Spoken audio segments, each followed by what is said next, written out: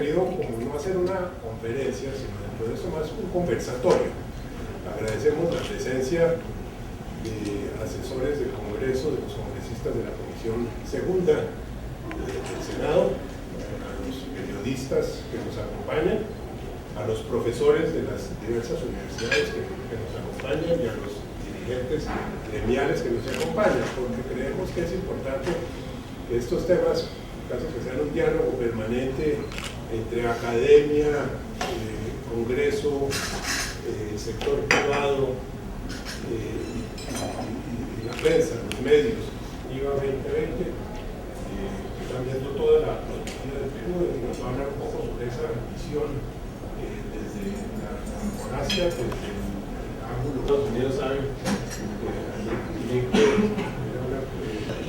toda la promoción del TPP, el Trans-Pacific Partnership en Estados Unidos. Washington, donde vive, nos va a hablar también como introducción a cómo ven desde los Estados Unidos el tema del TPP, cómo nos va a dar una abrebocas el doctor Ricardo Duarte, que como ustedes todos conocen es el presidente de la Junta de la Cámara Colombo-China, que es una perspectiva asiática interesante, porque aquí vivimos muertos del susto con los chinos. Entonces, vamos a ver si aquí nos quitan el miedo un poquito. Y Javier Gamboa, que debe estar por llegar en cualquier momento, según me dijo, nos va a hablar un poco el gobierno cómo está viendo esa relación. Pero la idea es que sea una intervención, yo les voy a pedir de máximo 10 minutos cada uno, para que nosotros podamos abrir esto y más bien tengamos como un conversatorio. Nos interesa mucho conocer qué opinan, cómo lo ven desde el Congreso, cómo lo ven desde los gremios, cómo lo ven desde la academia, este tema. Así es de que, para no demorar más, le voy a dar primero la palabra a Nick Giordano, porque lo más amplio es el tema del Trans-Pacific Partnership. ¿Cómo está viendo esa gran alianza del Pacífico? Buenos días a todos. Buenos días a todos. Yo hablo español como un niño de 2 años, lo siento. Necesito hablar en inglés.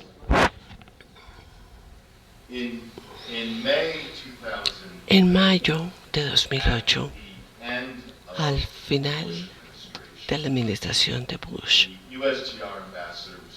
el embajador de los Estados Unidos tuvo una idea, y esa idea fue atrapada por el presidente Bush, y se refería a que los Estados Unidos fuera un observador en lo que era conocido como el P4.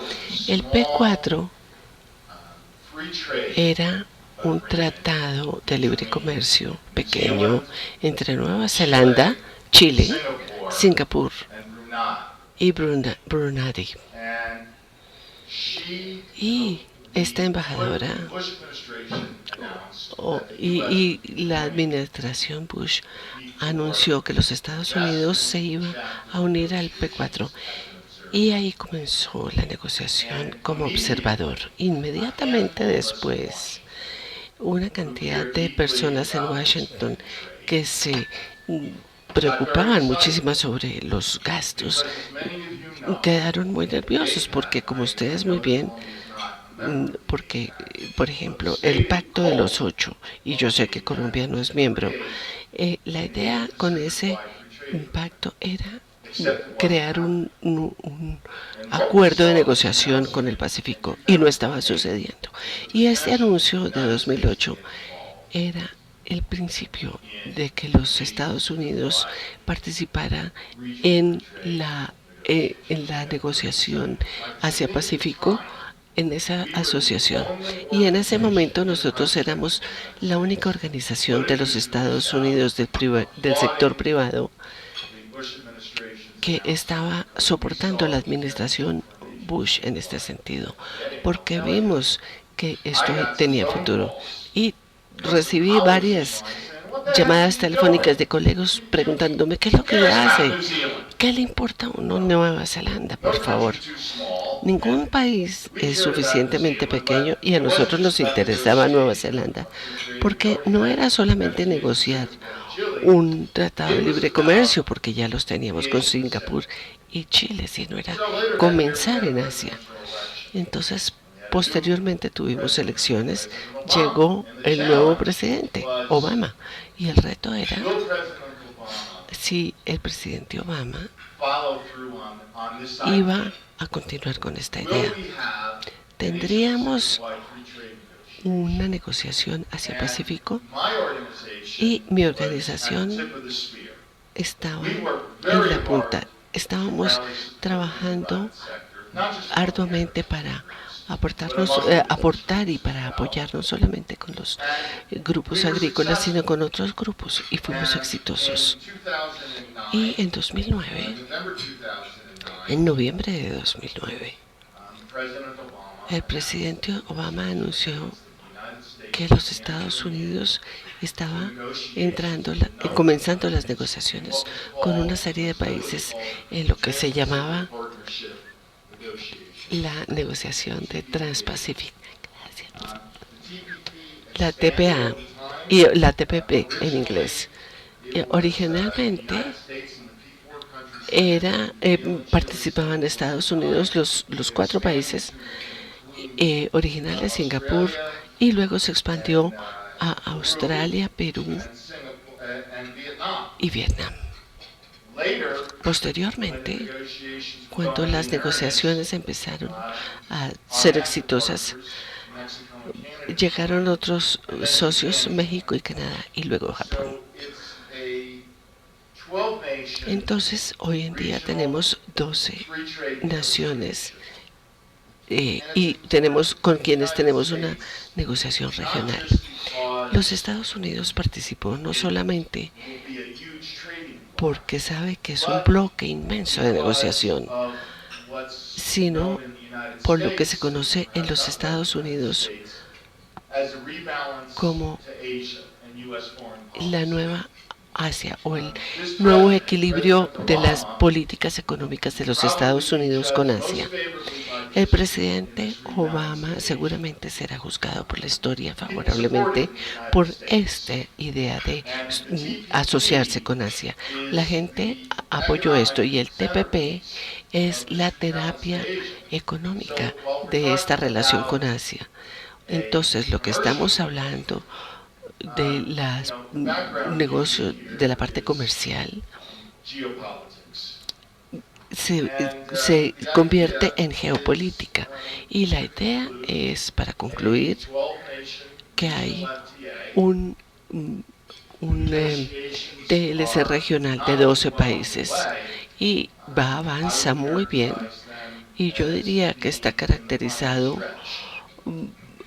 porque está en la parte más ancha en este momento. Hay algunas cosas que tienen que resolverse, pero no son significativas. ¿Qué significa esto en términos de dólares? Mucho. El Instituto Peterson ha calculado que el TPP creará ingresos por 233 mil millones al año a partir de 2025. Es un negocio inmenso. Es algo, en mi opinión, que en lo que Colombia debe participar. La alianza, los socios de Colombia en el Pacífico, México, Perú y Chile, ya son miembros. Y seguramente muchos de ustedes lo están contemplando como algo que en el futuro debe hacer Colombia, y espero que lo hagan, porque yo considero que el TPP va a suceder. Pienso que la negación se va a cerrar el año entrante, y es muy importante para el presidente Obama. Esto es una parte importantísima para su política extranjera. y su administración está muy comprometida. Es un gran apoyo para los Estados Unidos. Seguramente ustedes saben que estamos negociando con la Unión Europea todo suerte de tratados. Déjenme decirles que el TPP y el negocio de Asia-Pacífica está casi terminado, casi cerrado. El jurado dudó frente a cerrar esta negociación. Yo no sé por qué esto ocurrió en la administración Obama. En cuanto a agricultura, mi buen amigo Carlos Maya, que representa a los productores en Colombia, está aquí. Para agricultura vemos una palabra especial y vemos muchísima gente en Asia, en áreas y en tierras que son productivas, pero no importa que tanto se esfuercen en esos países, no van a llegar a producir lo suficiente. Luego existe una gran oportunidad. Y nosotros en los Estados Unidos tenemos muchísima tierra, pero no tanta tierra. Europa está equilibrado, pero los europeos tienen unos sistemas muy ortodoxos respecto a la agricultura. Y tenemos que ver cómo vamos a alimentar a la gente en los próximos 30 años. Tenemos que tener mejor tecnología. Y nos preguntamos de dónde va a venir la comida para toda esta gente. Pues de los Estados Unidos probablemente. No que los Estados Unidos alcance a abastecerlos todos. Cuando nosotros negociamos el NAFTA, los funcionarios mexicanos pensaron que nunca tendrían necesidad de ningún apoyo. Pero México exporta muchísimo cerdo a Corea, a Japón y a otros sitios. Y cuando uno ve el potencial de Colombia, y yo entiendo que la industria del cerdo en Colombia tiene un gran potencial en Colombia. En las cadenas de suministro están formadas y están formándose. Y entiendo que Colombia tiene que ser parte de esto porque los países se están alineando para empezar a negociar en este sentido. Nuestras negociaciones van a cerrarse el año entrante y es muy posible que en el 2017 haya otros países negociando para poder entrar y espero que Colombia sea parte de estos países. Porque Colombia tiene montañas, tiene tierras bajas también. Lo mismo que Taiwán, que Corea del Sur. Por ejemplo, Costa Rica también está muy interesada en participar en esto. Hay muchos países que quieren entrar. Y para cerrar quiero decirles que mientras las negociaciones... no, perdón, les voy a decir una cosa más. Las negociaciones multilaterales en la WTO, que es la Organización Mundial del Comercio.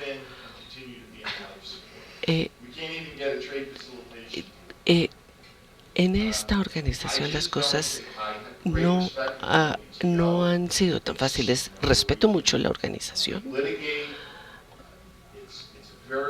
Es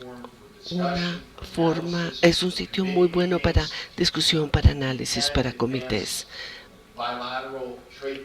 para crear políticas bilaterales, pero en términos de negociaciones multilaterales no veo que funciona tan bien. Y yo pienso que el TPP es lo que va a lograr lo que va a hacer las veces de la WTO. Y pienso que es muy importante participar en él. Estamos en la negociación y yo considero que se pueden cerrar las negociaciones. Pero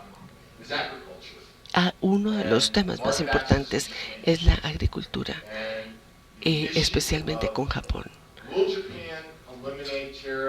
Hay que saber si el Japón va a reducir los aranceles para estos productos. Esto es una de las cosas más importantes que está deteniendo toda la negociación. Va a ser muy interesante ver los resultados.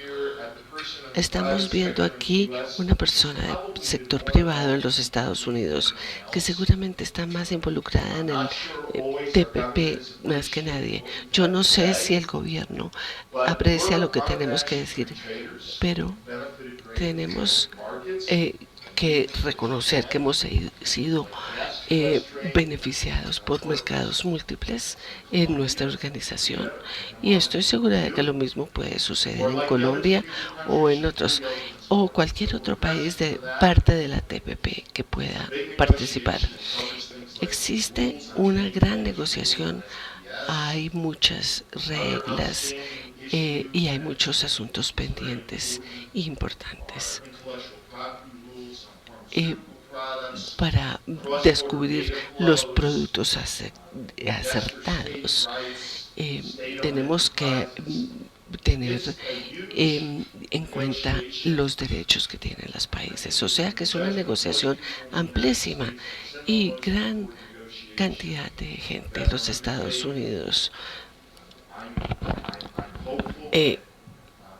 están pendientes de esto, y yo espero que la negociación se cierre el año entrante y se cierre con un mercado muy robusto y con un resultado grande en Japón.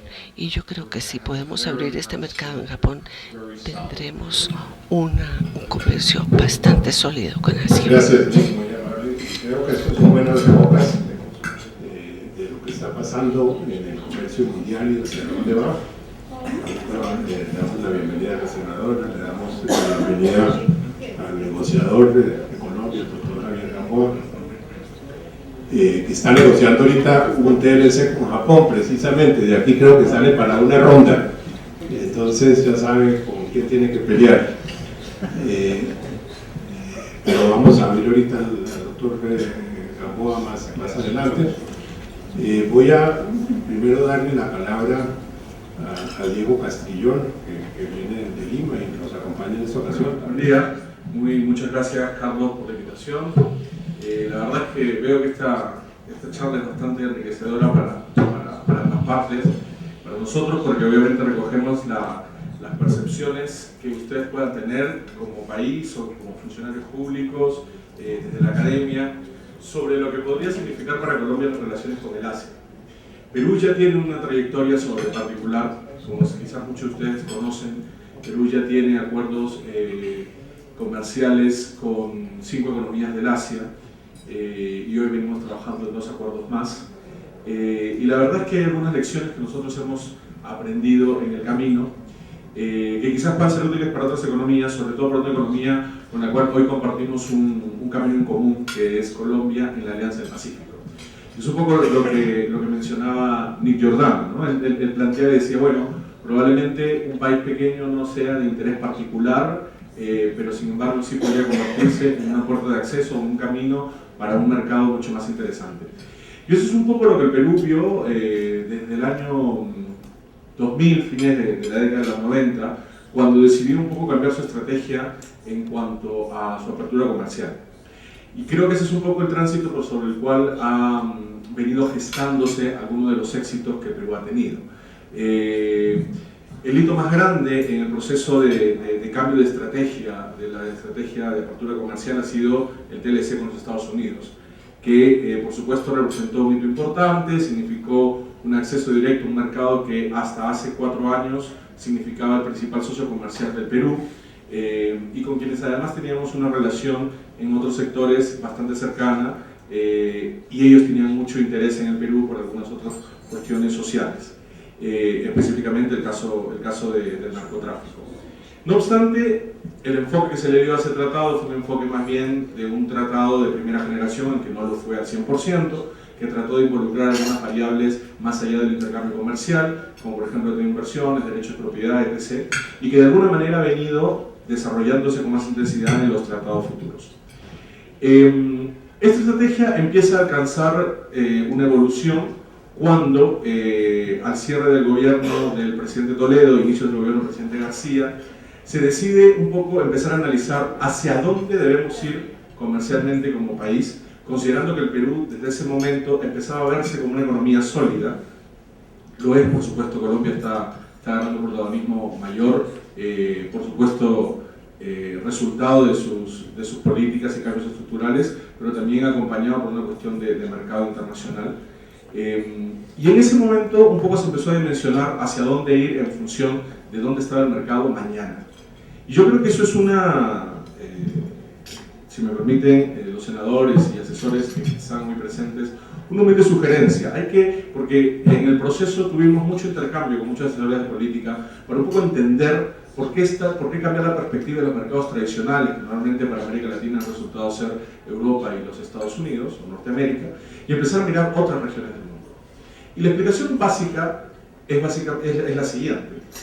En el año 2020, el 60% del consumo de las clases medias en el mundo va a estar centrado en el Asia. El 60%. Hoy el consumo de las clases medias en el mundo, en el Asia, bordea más o menos de los 38, 39%. Entonces ahí hay una variable de mercado objetiva, clara, que te hace pensar muy bien, si yo tengo que vender productos, ¿dónde voy a ir a venderlos? ¿Voy a ir a vender a aquel que tiene un consumo promedio muy bajo o voy a ir a aquel mercado que tiene un consumo promedio alto? Y la respuesta es la segunda. Y la geopolítica y la geoeconomía te dice que ese mercado no está en América Latina, no está en Europa, no está en los Estados Unidos en menos de 7 años. Está en el Asia. Entonces hay que mirar al Asia desde esa perspectiva. Por supuesto, el Asia sí representa grandes retos para economías como Perú o como Colombia. No solamente los retos geográficos, que ya significan bastante, y que probablemente sea la explicación de por qué recién existe alguna interacción comercial mayor. Mi profesión es economista y en economía hay un concepto muy interesante que relaciona la cercanía geográfica con el intercambio comercial. Y eso es lo que ha explicado el intercambio comercial de economías como las nuestras, como Colombia y como la peruana, en los últimos 20 años. Si nosotros analizamos básicamente las relaciones comerciales con nuestros principales socios, son aquellos que están en Norteamérica principalmente, o en la región. Pero esas barreras se rompieron básicamente por el desarrollo tecnológico, por el desarrollo de infraestructura, y por supuesto por la variable geoeconómica que está expresada en el consumo de las clases medias y la generación o el crecimiento de las economías emergentes. Entonces, como una primera aproximación, creo que debemos entender al Asia como una gran oportunidad. Debemos entender al Asia como un mercado importante para nuestros países en los próximos 6 años, no en los próximos 10 o 20. Es aquí a la vuelta de la esquina. Entonces, yo he escuchado mucho desde que aterricé en Colombia, en las previas de este desayuno, que en general hay una percepción de Colombia, de los ciudadanos colombianos, de resistencia natural, por supuesto, a la interacción con el Asia. Porque vamos a pensar que llega un asiático, hay un comentario anecdótico que dice, bueno, llega alguien, un asiático, a América Latina, te saluda y cuando te hace así, te está escaneando y te está sacando toda la información. Sí, probablemente ocurra eso. Pero la realidad es que es un mercado muy atractivo para nuestras economías. Y tiene una clase media con un ingreso disponible muy grande. Y ahí viene la siguiente aproximación. Nick hablaba sobre la importancia que podría tener para un acercamiento al Asia el tema de la agricultura. Y ahí yo quiero entrar en una precisión muy importante porque efectivamente, si regresamos al primer concepto que les planteaba de clases medias y su consumo, está estudiado que cuando hay un tránsito de la población hacia clase media, lo primero que se afecta de manera importante e inmediata es su ingreso disponible, que llega a duplicarse en la mayoría de los casos. Y cuando este ingreso disponible se incrementa, los sectores dentro de su cesta de consumo que se afectan inmediatamente son educación, alimentación y salud. Entonces, si hay algunos sectores donde debemos enfocarnos desde las oportunidades que tenemos o los recursos que tenemos como Colombia o como Perú, es en esos sectores. No hay que descubrir la pólvora. Hay que ir a aquellos sectores que van a tener el mayor dinamismo en ese grupo que va a representar el 60% del consumo de las clases medias en el mundo. Y la agricultura juega un rol importante, porque ese es un mercado que además es muy grande, no se puede autoabastecer solo, aunque está haciendo grandes esfuerzos por ampliar su frontera de posibilidad de producción en cultivos que tradicionalmente no tienen, como por ejemplo quinoa, como por ejemplo trigo. Incluso están llevando la posibilidad de criadero de vacas para poder producir leche, porque va a ser uno de los déficits más grandes que va a tener el Asia. Es decir, ahí tenemos una ventana de oportunidad importante. Por supuesto, servicios es otra oportunidad interesante para economías como Perú o como Colombia. En el caso de servicios, por ejemplo, Perú ha tenido un desarrollo bastante interesante en un sector muy poco tradicional, que es la gastronomía. El total de empresas en el mundo peruanas que existen en el mundo, que son un poco más de 150, el 60% está relacionado con el sector alimentos y de restaurantes. El 60%. Es decir, ahí hay un foco que el Perú identificó, encontró, lo ha sabido trabajar. Tuvo un embajador muy emprendedor e interesante que fue Gastón Acurio. Mucha gente lo siguió. La verdad, con toda tristeza, como peruano, poco común en mi país, y eso es un efecto de transformación generacional muy interesante. Pero aprovechamos esa ventana. ¿Qué tiene Colombia, qué tiene Perú fuera de esos sectores no tradicionales para impulsarlo? Todos los temas de agribusiness con valor agregado. Debemos sacarnos el chip que economías como las nuestras están condenadas a exportar granos, a exportar materia prima. Hoy nuestras estructuras comerciales son de ese tipo. Si no me equivoco, por favor me pueden corregir, creo que alrededor del 60% de la estructura comercial de Colombia es materias primas. Por supuesto, no está tan afectado como Perú por efecto de los precios internacionales, porque los commodities que tiene Perú están con precios hacia la baja y los que tiene Colombia no han tenido tal alteración, razón por la cual ha habido un nivel de crecimiento importante, pero al final del día sigue siendo la misma estructura. Conversaba en la previa de este conversatorio sobre el caso del café y preguntaba, ¿y cuánto del café que exporta Colombia es como el agregado? Mira, ni el 20%. Entonces hay una oportunidad importante y alguien muy bien precisaba, Ricardo Duarte decía, bueno, probablemente ese 20%, que se con 400 millones, lo genera Starbucks en alguna parte del mundo rápidamente. Y efectivamente, eso hace Starbucks. Entonces, ¿por qué no podemos nosotros generar valor agregado? Y ahí creo que las cadenas productivas, creo que los gremios juegan un rol importante, pero sobre todo juegan un rol importante los hacedores de política y la academia. La academia desde el punto de vista del debate informado, de estas reuniones, de convocar a la gente y hacerles entender de que esto no es un monstruo, es un mercado de grandes dimensiones, por supuesto, que hay que ser cauteloso, por supuesto, pero creo que Colombia ha demostrado tener una capacidad de negociación internacional en sus tratados muy importante y de muy alta calidad. Por lo tanto, eso no es un problema a atender. Lo que creo que sí es un paso importante que Colombia debe dar, y por supuesto Perú también, es que sus hacedores de política entiendan de que debemos generar incentivos de mercado orientados a generar valor agregado en nuestra estructura comercial. Alimentos es un target importante, servicios es otro. Perú ha tenido mucho de servicios en lo que es software, por ejemplo, una experiencia muy interesante que la queremos potenciar. Y por supuesto, el otro lado de la cadena, que probablemente sea menos conocida para todos nosotros, tradicionalmente en las economías, es básicamente el desarrollo de industrias que permitan que nuestras empresas puedan llegar a esos mercados. Perú tiene dos experiencias. AGEPER, que es una empresa productora de bebidas, que ya se encuentra en el Asia, y Intercorp, que es una financiera que se encuentra ahí básicamente canalizando todos los flujos de inversión desde China hacia Perú y ayudando a las empresas que comercialicen con el Asia con una estación financiera en Shanghái. Pero ¿por qué toco este tema? Y con esto quiero cerrar esta aproximación que les quiero dar. Cuando uno analiza el Producto Bruto Interno Mundial, se da cuenta que el 40% del Producto Bruto Interno Mundial está explicado por el PBI de las economías emergentes. Colombia, Perú, China y otras. 40%, que se estima que en el 2018 va a ser 51%. 51% del Producto Bruto Interno Mundial será de economías emergentes. Sin embargo, cuando esta cifra la cruzas con el valor de capitalización del mercado mundial, de las empresas, solo el 13% es de empresas de economías emergentes.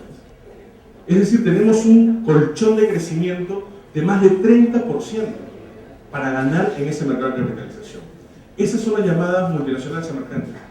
Y no pueden llegar a serlos si es que nosotros como países, los hacedores de política, no desarrollamos líneas de política orientadas a impulsar la diversificación productiva, a impulsar el desarrollo tecnológico, a atraer inversión y a desarrollar mercados en economías que van a convertirse en los principales demandantes en los próximos 6 años. Gracias. Gracias, Diego.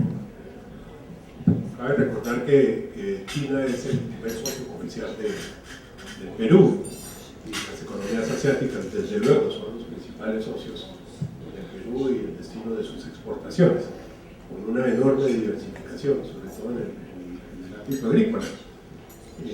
Antes de que mil gracias, Diego, me parece una perspectiva muy interesante. Voy a pedirle a Ricardo que nos cuente un poco también desde el sector privado cómo lo ve antes de darle la palabra a Javier para que nos tire en línea, como decimos, sobre cómo es la política colombiana a este respecto.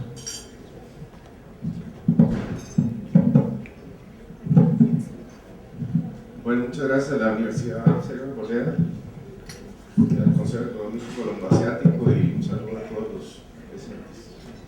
Yo voy a construir sobre los comentarios de Nick y de Diego. Efectivamente, para Colombia, pertenecer a un acuerdo como el TPP pues tiene todo el atractivo, y lo tiene a medida que estamos hablando de un tercio del comercio del mundo. Estamos hablando del 40% del PIB, lo que está en juego en esa negociación. Y sin duda, pues, es ahí, en ese epicentro de ese eje, donde se está llevando a cabo todas las relaciones económicas importantes en este momento de la historia económica. Sin embargo, quiero compartir algunos elementos para plantear cuáles son los retos frente a esas clarísimas oportunidades. El primer reto es, como usted lo señaló, Colombia no es un país APEC. No es un país APEC desde el año 95. Desde el año 97 hay una moratoria para nuevos miembros, y desde entonces esa moratoria no se ha abierto. Y el ADN que hay entre los 12 países que están negociando el TLC es que todos son miembros de APEC y todos tienen de alguna manera conocimiento mutuo de sus realidades, en la medida que han venido interactuando año tras año, en foro tras foro, en cumbre tras cumbre, y son países que se conocen en sus estructuras por la cooperación económica derivada de ese foro. Segundo punto, Colombia no tiene un TLC vigente con ningún país de Asia, y digo vigente y subrayo vigente. Al no tener ningún TLC vigente, y repasemos lo que ha ocurrido con los que ya hemos negociado. Entonces negociamos Corea, lo cerramos, lo hundimos en el Congreso y lo estamos reviviendo, con respiración boca a boca, compitiendo con el acuerdo, con el protocolo adicional de la Alianza del Pacífico. Y es probable que ese protocolo adicional, que muy bien señala, complementando el acuerdo marco, que el enfoque de Colombia debe ser con el Asia-Pacífico, muy probablemente ese protocolo adicional consuma el capital político que hay para aprobar acuerdos de libre comercio con el Asia. Ojalá no. Viene una negociación que está en proceso de concluir. Viví en Japón y conozco la velocidad de los japoneses, entonces la paciencia del doctor Gamboa es infinita. Adicionalmente, la paciencia de los Estados Unidos para cerrar el TPP, porque claramente es ese país el país más cerrado en materia agrícola, y muestra de por qué hoy se corren las fechas de cierre del TPP, apuntan a Japón. Entonces, Colombia no tener posibilidades de tener un engranaje de acuerdos marco con el Asia-Pacífico y menos de tener una hoja de ruta público-privada, de no tener empresarios convencidos de que esa es la región con la que tenemos que hacer negocios, difícilmente veo la dinamita detrás de todos estos procesos para poder hacer inserciones en el Asia-Pacífico. Adicionalmente, Colombia solo tiene TLCs vigentes con 5 de los 12 países que están negociando TPP. ¿Cuáles son esos 5? Los del Pacífico, pero de las Américas. Y los del Pacífico de las Américas no tiene chiste, porque es que esos son los mismos países que hemos incluido en el análisis del Atlántico: Canadá, Estados Unidos y nuestros 3 socios de la Alianza del Pacífico. Nuestros 3 socios de la Alianza del Pacífico, 2 de ellos tienen TLC con China. Perú y Chile tienen TLC con China. Y no se han desaparecido el mapa. ¿Sí? Y crece su comercio, y crece la inversión de China en esos países. ¿Sí? Y ese engranaje se ve clarísimamente creciendo en los productos agrícolas, Y es que hoy ya no solo son esos 2 socios de la Alianza del Pacífico. Acabo de llegar el mes pasado de China y Costa Rica le vende mantequilla y le vende leche a China. Y ya no da basta. Y compite el precio con la misma leche que llega de Suiza y que llega a Nueva Zelanda en los supermercados chinos. ¿Sí? Pero pensar en que un TLC con China es el monstruo en persona, pues eso es lo que digamos, en lo que estamos viviendo en coyuntura. Pero adicionalmente, no solamente se cayó TLC con Corea en el Congreso, no solamente va a ser un proceso largo la negociación con Japón, que muy probablemente se concluya el próximo año y tome unos 2 o 3 años antes de que esté vigente.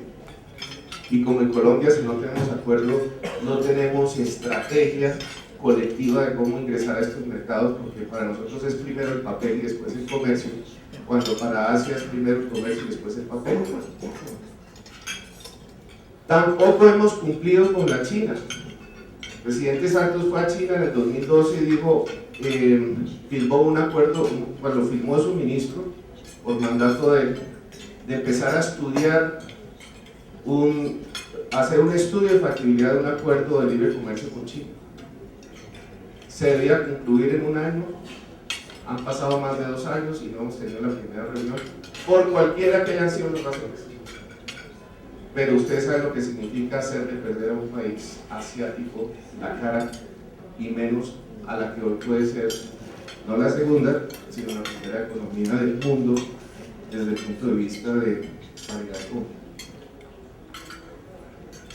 Y al solo tener TLCs vigentes con 5 de los 12 países del TPP, la pregunta es si la Alianza del Pacífico debería ser más una alianza del Atlántico para aprovechar nuestra mentalidad, nuestra infraestructura, nuestros valores, todo lo que nos une es con el Atlántico, y pensar que podemos llegar tarde a esa integración con el Asia-Pacífico siempre que estemos fuertes integrados con el Atlántico.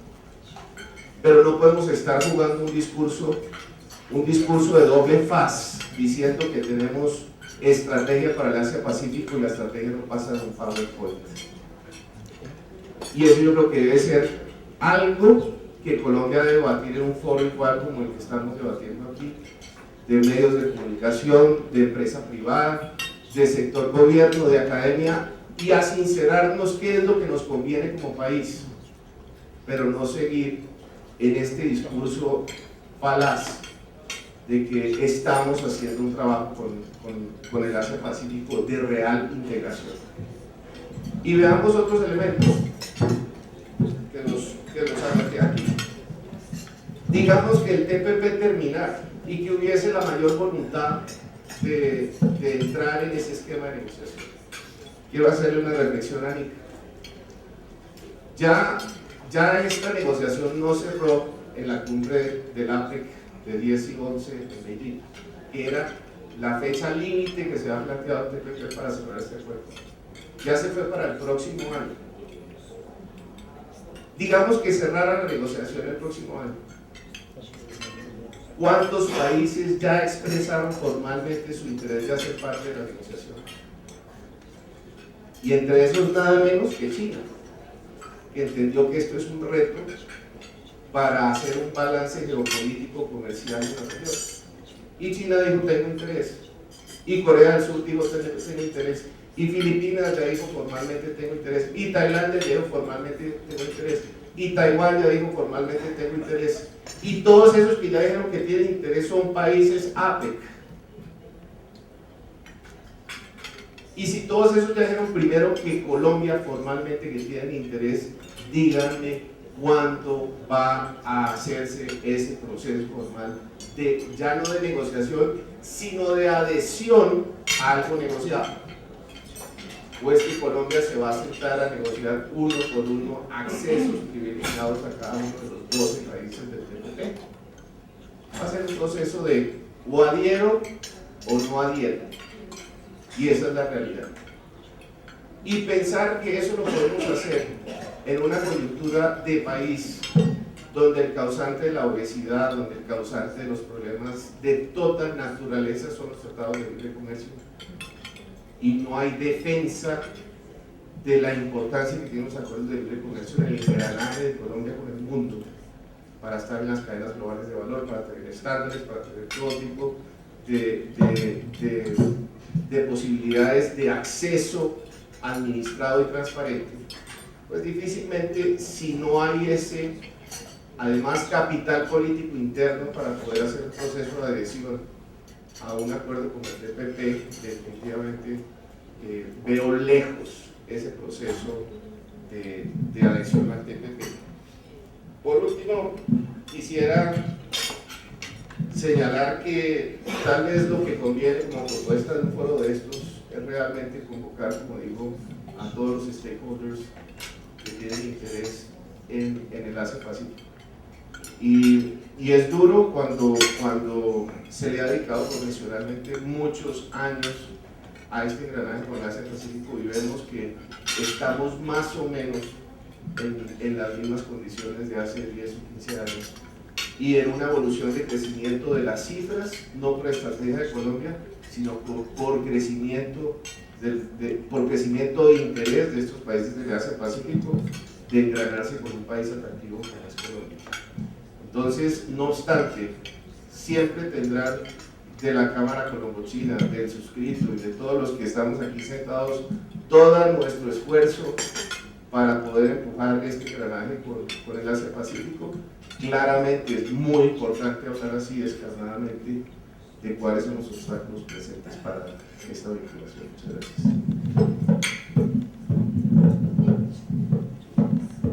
Gracias, Ricardo. Yo creo que Ricardo apestó el dedo en la llaga. No tenemos, por ahora, ningún tratado de libre comercio vigente con ningún país del Asia. Y nos estamos quedando por fuera de la fiesta más grande que va a haber en el comercio mundial, que es el TPP, como claramente lo explicaba Nick. De manera que lo que sí han hecho nuestros socios de la Alianza del Pacífico, lo ha hecho Perú, lo ha hecho Chile, lo ha hecho México. Y si no damos esos primeros pasos que tenemos en la agenda, Corea y Japón, pues difícilmente vamos, como bien decía Ricardo, a lograr adhesiones después al proceso más amplio del Trans-Pacific Partnership. Javier, con todas estas inquietudes, le doy la palabra. Para que no conocen, Javier es el jefe negociador de Colombia en los tratados de libre comercio, Ministerio de Comercio Exterior. Carlos, muchas gracias por la invitación al Consejo, a la Universidad Sergio Arboleda. Para mí es un gusto estar aquí, me parece de la mayor relevancia, como lo indicabas, estamos en ronda con Japón en este momento, es decir, de aquí tengo que salir al sitio de la ronda a continuar nuestras discusiones con nuestros colegas japoneses, o sea que más relevante no puede ser este tema. Creo que la intervención de Nick, de Diego, de Ricardo, pues me relevan de hacer varios puntos. Por ejemplo, el de la extrema importancia de la región del Asia-Pacífico para el mundo y para Colombia. En materia de acuerdos de libre comercio, digamos, Colombia ha tenido básicamente 3 fases. Una primera fase a principios de los 90, pensando ya en el tema de regionalismo abierto, porque ciertamente la comunidad, el pacto andino que se llamaba, pues, era un esquema distinto, pero digamos, las zonas de libre comercio que empezamos a crear en los 90, primero, la primera fase fue alrededor de nuestros mercados naturales, el mercado andino, el mercado centroamericano. Después vino una segunda fase en la que lo que buscamos fue básicamente consolidar accesos a nuestros principales socios comerciales y fuentes de inversión, Estados Unidos, la Unión Europea, Canadá, economías básicamente que ya estaban abiertas, y en ese sentido la palabra clave es consolidar, con los que tenemos regímenes de preferencias unilaterales, por ejemplo en el caso de Estados Unidos, bastante generosos con la oferta exportable colombiana. Y hemos empezado desde hace algunos años algo que yo llamaría una tercera fase, y es buscar esos mercados de alto crecimiento, de alto poder adquisitivo, dinámicos, con complementariedades muy importantes, exportadores de capital, y esos son los mercados del Asia, en la región del Asia y del Pacífico, sin lugar a dudas. Todos los análisis que se han hecho en los últimos años, los internos que hacía el gobierno, tanto el DNP, la Cancillería, el Ministerio de Comercio, el Ministerio de Agricultura, llegaron a la misma conclusión, y es que Colombia se estaba quedando rezagada del Asia y el Pacífico en comparación con sus competidores, con sus socios regionales, y todos los análisis también indicaban que el futuro estaba allá, que el que se quedara por fuera de esa fiesta iba a tener consecuencias muy importantes de mediano y largo plazo. Pero yo creo que, como dice Diego, eso ya fue hace algunos años, ya no es solo el futuro, es el presente. Es el presente, y reconocemos que hay una tarea por hacer. Por eso, como en muchos foros, cuando yo estoy en debate y se dicen que es que Colombia tiene demasiados acuerdos, yo les digo, ¿comparados con quién? ¿Con quién? ¿Con Estados Unidos? ¿Con México? ¿Con Chile? ¿Con Perú? ¿Con quién? Porque todos los elementos objetivos nos muestran una realidad muy distinta. ¿Qué hemos hecho? Obviamente esta estrategia ha tenido 3 iniciativas fundamentalmente: acercarnos al Asia del Pacífico en materia de política comercial. No fueron al azar, no escogimos economías que tuvieran alto grado de complementariedad, que fueran muy importantes para nuestro sector agropecuario y agroindustrial. Cada vez que todos los análisis dicen que Colombia es uno de los, algunos dicen 5, otros 6, otros 7, pero de ahí no sale países que pueden ampliar la frontera agrícola, que pueden servir de dispensa del mundo, porque inevitablemente la humanidad llegará a 9.000 millones o 10.000 o 11.000 millones, incluso algunos señalan, y Colombia es de los pocos países que está en posición de aprovechar las necesidades alimentarias del mundo, y principalmente de la región del Asia y del Pacífico. Así que pues es extremadamente importante para un sector que no solo por razones económicas, sino sociales, de índoles de diversa naturaleza, multidimensionales, es fundamental para Colombia. La paz pasa por un campo próspero en Colombia. En ese sentido, pues, ¿qué estamos haciendo? Primero negociamos el acuerdo con Corea. El acuerdo con Corea, la negociación incluso arrancó en el gobierno del presidente Uribe, la terminamos en junio del 2012, firmamos el acuerdo en el 2013, y estamos en el proceso de aprobar el acuerdo. Yo soy optimista. Ayer mismo la ministra daba declaraciones diciendo que ella confiaba en que en esta legislatura el acuerdo con Corea va a ser aprobado. De hecho, no ha sido votado negativo en ninguno de los debates, simplemente no alcanzó a surgir los 4 votaciones en el periodo anterior. Estamos negociando con Japón. Es una negociación difícil, pero muy importante. Japón es la tercera economía más grande del mundo. su importancia pues, es indudable, es por razones similares a las de Corea, pero pues en una escala mucho mayor. Y aquí recordemos que para nosotros es exportaciones agropecuarias, agroindustriales, pero también es acceso a insumos y materias primas para hacer nuestro aparato económico más competitivo. Como lo señalaba Diego, no se nos puede olvidar el tema de los servicios, comercio de los servicios, que es un área que hay que seguir explotando con los acuerdos porque el potencial de crecimiento es muy grande. Por ejemplo, ya abrimos tiendas Juan Valdez en Seúl y hay el plan de abrir muchas más, entonces también entendemos que hay que seguir agregando valor y generando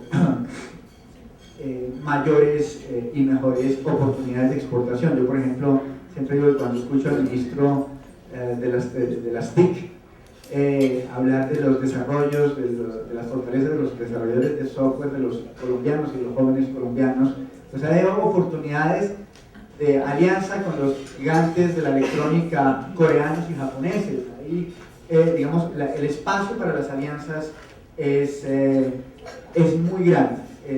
Y finalmente países como Corea y Japón son inversionistas en áreas que son cuellos de botella de nuestra competitividad, como la infraestructura, como la innovación y el desarrollo tecnológico. Es decir, que una sociedad con ellos solo puede ser beneficiosa para el país.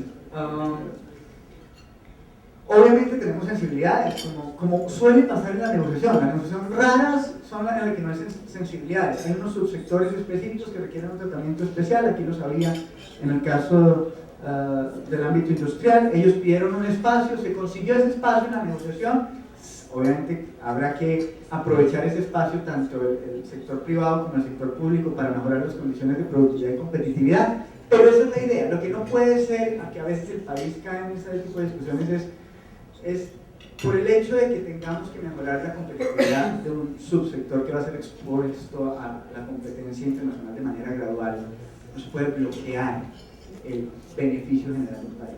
Entonces, y en ese sentido, con ese convencimiento, se avanza. Finalmente, la tercera iniciativa con el Asia-Pacífico desde el punto de vista de la política comercial, pues solamente es la Alianza del Pacífico. Tiene como uno de sus dos grandes objetivos precisamente actuar en bloque para acercarse a esa región del mundo, bajo el convencimiento de que en este caso particular el todo es más que la suma de las partes. Hay cosas que haciendo conjuntamente Colombia con Perú, Chile o México puede lograr, que si lo hiciera de manera individual su impacto sería sustancialmente menor.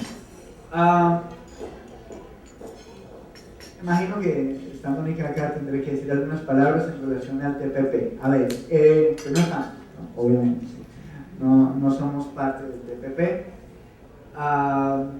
Ustedes saben que el presidente Santos, el gobierno del presidente Santos ha repetido lo que respecta a su administración.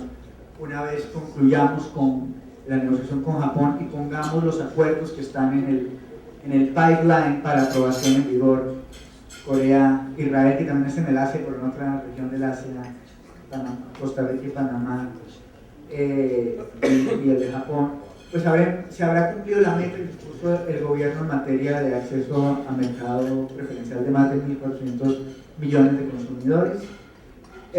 Y en ese sentido, el énfasis y la prioridad va a ser el aprovechamiento de las oportunidades creadas por esta red de acuerdos comerciales. Habiendo dicho eso, pues dos elementos importantes por los cuales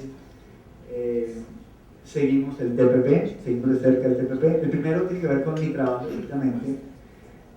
Yo negocio con un ojo en Tokio y con el otro en el TPP, así de sencillo. Es extremadamente importante para nuestro proceso. Obviamente yo no hablo en público de detalles de negociación abierta, pero obviamente es un referente particularmente importante para nosotros, así que el monitoreo es muy cercano sobre lo que ocurre en esa negociación. Obviamente tenemos una negociación con una fuerte regla de confidencialidad, Por eso este tipo de eventos y sentir lo que, por ejemplo, Nick está pensando de la probabilidad de cierre o no de la negociación es un elemento muy valioso para nosotros. Y lo segundo, en un escenario más amplio, pues obviamente como gobierno, como Ministerio de Comercio, se sigue muy de cerca si concluye o no la negociación, sabiendo que si la negociación concluye, se tendrán que hacer todos los análisis del caso, porque esa sí es parte de una tarea que no se puede renunciar, la de analizar y hacer las evaluaciones del caso, para por ejemplo ver los impactos en desviación de comercio o en la capacidad de cómo nos afecta nuestra capacidad de insertarnos en cadenas regionales o globales de valor, que pues son elementos ineludibles en el STP.